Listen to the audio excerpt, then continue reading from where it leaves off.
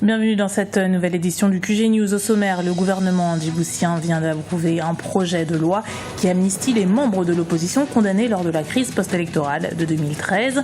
Un geste symbolique en faveur du dialogue politique, mais qui n'est pas suffisant pour l'opposition.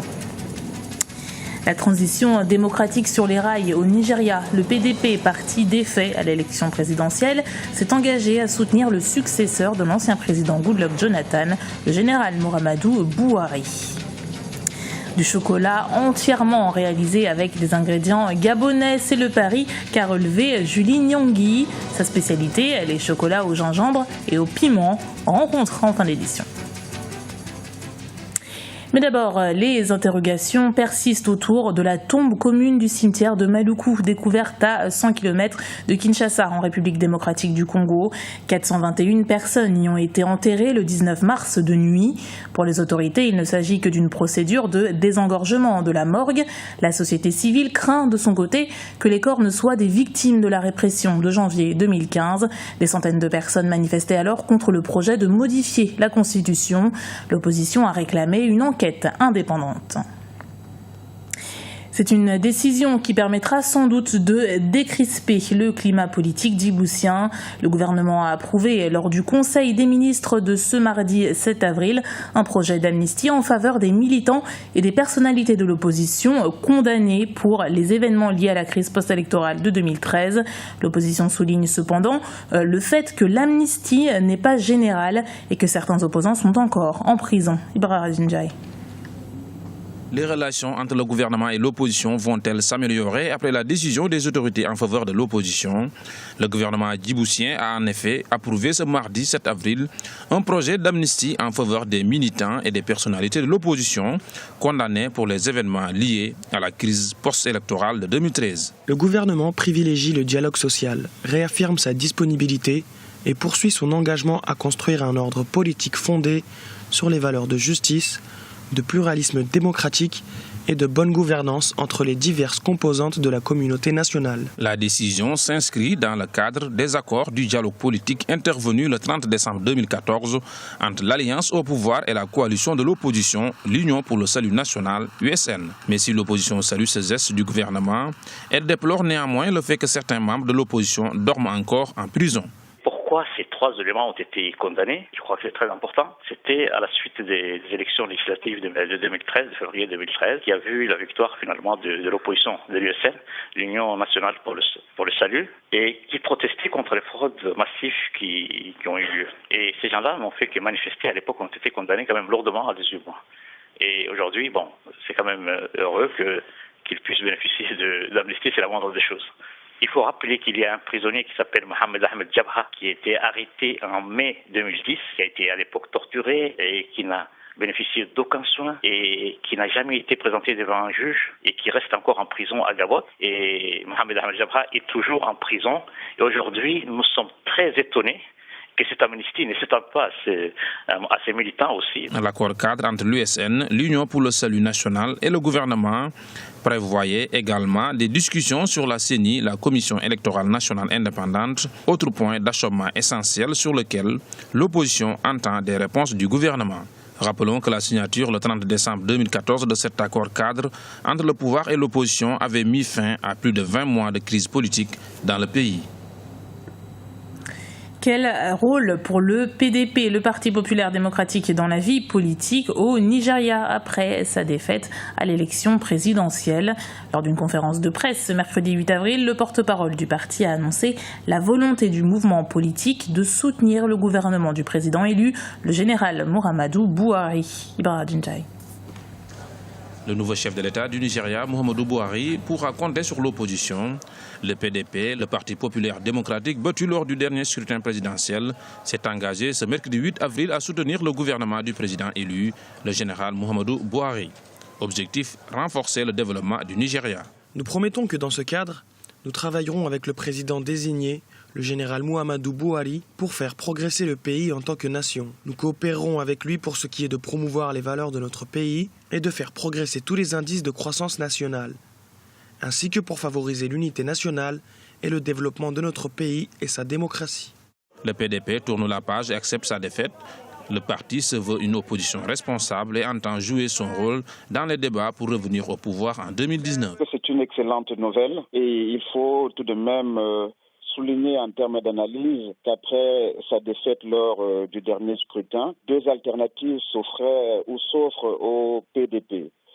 Soit il joue la carte du pire, celle de la contestation systématique, soit il décide de jouer la carte de la coopération qui lui permettra de se présenter ou de présenter un projet alternatif viable en 2019. Maintenant, est-ce qu'il remplira les fonctions qui sont reconnues à l'opposition? Est-ce qu'il sera capable de coopérer efficacement tout en gardant le rôle qu'un parti d'opposition doit jouer? Là, c'est le principal défi qui attend le PDP. Le PDP, le Parti populaire démocratique, était au pouvoir depuis 16 ans. Le nouveau président Mohamedou Bouhari, élu le 29 mars, sera officiellement investi le 29 mai 2015. L'actualité économique, c'est l'Organisation mondiale du commerce, l'OMC, qui a célébré ses 20 ans à Marrakech, au Maroc. En marge de la commémoration, se tenait une conférence ministérielle et parlementaire placée sous le thème 20 ans de l'OMC, célébration des succès et des défis pour l'avenir. Plus de précisions avec Ekelia Feto. L'Organisation mondiale du commerce célèbre son 20e anniversaire. Comme pour l'acte de naissance en 1994, c'est à Marrakech, au Maroc, que les membres de l'institution se rencontraient ce jeudi. Un choix stratégique en raison de l'importance du royaume chérifien dans les échanges commerciaux internationaux. La commémoration de l'anniversaire de l'OMC au Maroc est une chose qui est tout à fait logique parce que, avant que l'OMC ne soit créé, il y a eu des négociations de Marrakech. C'est une des étapes dans l'organisation de la signature du traité final qui instaure l'OMC.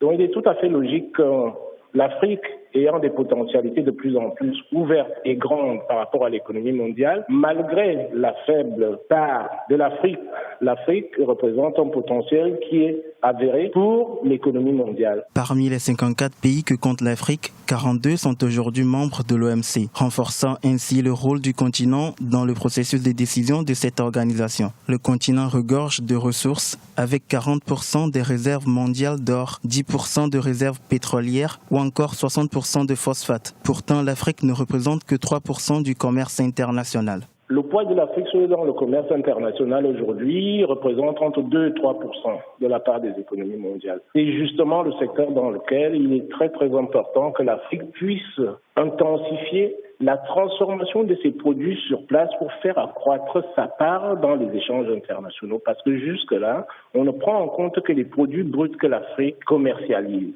Il est temps que les Africains puissent transformer leurs matières premières dans tous les domaines et dans tous les secteurs d'activité pour essayer d'accroître la place de l'Afrique dans les échanges internationaux. La conférence de Marrakech aura permis de dresser le bilan de 20 ans de participation de l'Afrique au système commercial multilatéral dans le cadre de l'OMC. Par ailleurs, les participants se sont également attardés sur les attentes des pays africains en prévision de la reprise des négociations du programme de Doha pour le développement. Nous vous emmenons à présent à la rencontre de Julie Nyangui. C'est la première Gabonaise à faire du chocolat made in Gabon, fabriqué à partir de produits locaux. La spécialité de cette chocolatière, les chocolats au gingembre et au piment. Reportage de notre correspondant Douglas Tutum. Propriétaire d'une petite structure de production artisanale de chocolat à Libreville, Julie Nyangui est la première Gabonaise à fabriquer du chocolat made in Gabon. Au départ, propriétaire d'un commerce vendant du chocolat importé de France, cette jeune femme d'affaires a décidé de prendre son destin en main et de s'engager dans la confection et la création de chocolat à base de cacao gabonais et autres produits issus des plantations locales. La particularité de mon chocolat, c'est parce que c'est du chocolat fait à base des fèves du Gabon. Et j'utilise le gingembre, la banane, l'ananas, vanille, piment. Pour obtenir les chocolats de Julie, la chocolatière envoie le cacao en France pour être transformé en produit semi-fini. De retour au Gabon, ce produit subit une nouvelle transformation, cette fois par la chocolatière gabonaise qui y ajoute sa touche. Pour minimiser les coûts de production, elle vient de lancer une plantation pilote de cacao au nord de Libreville. Mon rêve est d'aller à l'export, aller pourquoi pas dans le monde entier. Moi je dirais de consommer chocolat de consommer le chocolat du Gabon. Engagés dans cette aventure depuis 2008, les chocolats de Julie sont très appréciés au Gabon. Mais le nouvel objectif de cette jeune promotrice est de réussir à contrôler toute la chaîne de production et d'exporter son produit. C'était le journal de la rédaction. Merci de l'avoir suivi. Retrouvez dans un instant une nouvelle édition du QG News sur Africa 24.